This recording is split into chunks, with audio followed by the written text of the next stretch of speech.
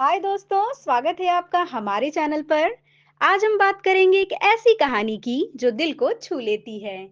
ये है ऐशन्या द्विवेदी की कहानी, जो कानपुर के शुभम द्विवेदी की पत्नी थी। एक खुशहाल शादी, हनीमून की योजना और फिर एक दुखद घटना ने उनकी जिंदगी को हमेशा के लिए बदल दिया। इस वीडियो में हम आपको बताएंगे ऐशन्या की शिक्षा, उनके पति शुभम, उनकी शादी, घर और जीवन के कुछ बेसिक डिटेल्स। तो चलिए शुरू करते हैं। ऐशन्या द्विवेदी एक साधारण भारतीय महिला हैं, जिनका जीवन हाल ही में एक दुखद हादसे की वजह से सुर्खियों में आया। ऐशन्या का जन्म और पालन पोषण उत्तर प्रदेश के कानपुर में हुआ है।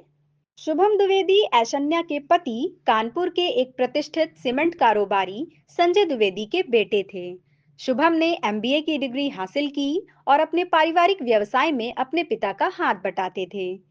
31 साल के शुभम एक जिम्मेदार और प्यार करने वाले इंसान थे। उनके चचेरे भाई सौरभ द्विवेदी, जो एक सॉफ्टवेयर इंजीनियर हैं, उन्होंने बताया कि शुभम हमेशा अपने परिवार के साथ समय बिताना पसंद करते थे। शुभम और ऐशन्या की जोड़ी को देखकर हर कोई उनकी खुशी में शामिल हो जाता था। लेकिन उनकी जिंदगी में एक ऐसी त्रासदी आई जिसने सब कुछ बदल दिया। 12 फरवरी 2025 को शुभम और ऐशन्या की शादी कानपुर में धूमधाम से हुई थी। सोशल मीडिया पर उनकी शादी की तस्वीरें वायरल हुईं, जिसमें लाल लहंगे में सजी हुई ऐशन्या और सेहरा बांधे शुभम की मुस्कान हर किसी का दिल जीत रही थी। यह शादी दोनों परिवारों का मिलन थी और हर तरफ खुशी का माहौल था। शादी के बाद शुभम और ऐशन्या ने हनीमून के लिए तुरंत जाने की बजाय परिवार के साथ कश्मीर की यात्रा की योजना बनाई, लेकिन यह यात्रा उनकी जिंदगी का सबसे दुखद अध्याय बन गया। 17 अप्रैल 2025 को शुभम, ऐशन्या और उनके परिवार के 11 सदस्य कश्मीर घूमने गए। यह यात्रा उनके लिए खास थी क्योंकि शादी के बाद यह उनका पहला बड़ा टूर था। सोनमर्ग और गुलमर्ग की खूबसूरती का लुत्फ उठाने के बाद 22 अप्रैल को शुभम और ऐशन्या पहलगाम में घुड़सवारी के लिए गए। वहां बैसरन घाटी में आतंकियों ने उन पर हमला कर दिया। ऐशन्या ने बताया कि आतंकियों ने शुभम से उनका धर्म पूछा और कहा, कलमा पढ़ो। जब शुभम ने हिंदू होने की बात कही तो आतंकियों ने उनके सिर में गोली मार दी।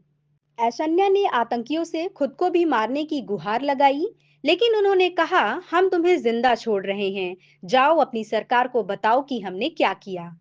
इस हमले में शुभम की मौत हो गई और ऐशन्या की जिंदगी हमेशा के लिए बदल गई।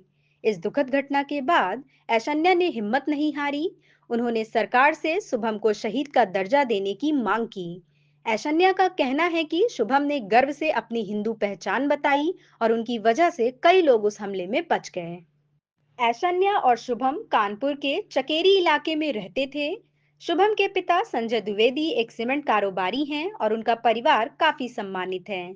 शुभम की मां, बहन और अन्य रिश्तेदार इस हादसे से सदमे में हैं। ऐशन्या अब अपने परिवार के साथ हैं और इस दुख को सहने की कोशिश कर रही हैं। उनका घर, जो कभी हंसी खुशी से भरा था, अब शोक में डूबा है। दोस्तों, ऐशन्या और शुभम की कहानी हमें सिखाती है कि जिंदगी अप्रत्याशित हो सकती है, लेकिन हिम्मत और सच्चाई हमें हमेशा मजबूत बनाती है। ऐशन्या की बहादुरी और उनकी मांग हर भारतीय के लिए प्रेरणा है। इस कहानी के बारे में आप क्या सोचते हैं? नीचे कमेंट में जरूर बताएं।